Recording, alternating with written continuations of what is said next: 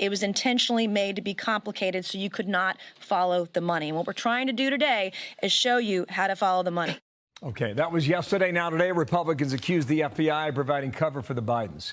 The agency was given a noon deadline yesterday to comply with a subpoena, which Republicans believe may contain a document with a possible criminal scheme that involves the president and multiple members of his family.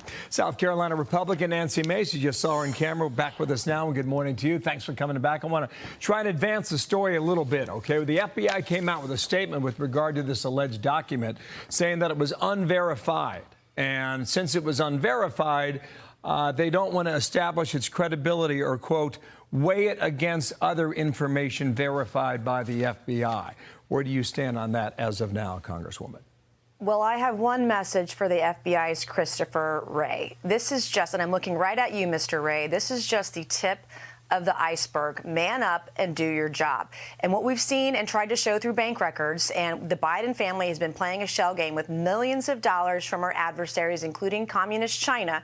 And now the FBI is playing a shell game with documents that will prove to the extent to which this was happening. I mean, the American people don't trust the federal government for a reason. And I don't care if you have an R or a D by your name. These things should be investigated to the fullest extent of the law. Okay. That's on the FBI matter. Now, back to the Biden family, okay? Politico's headline, Comer releases Biden family probe update without showing link to presidents. And here is Jamie Raskin, Democrat, also on the Oversight Committee, saying there's no ties to the president. Watch here. I haven't seen anything that touches President Biden.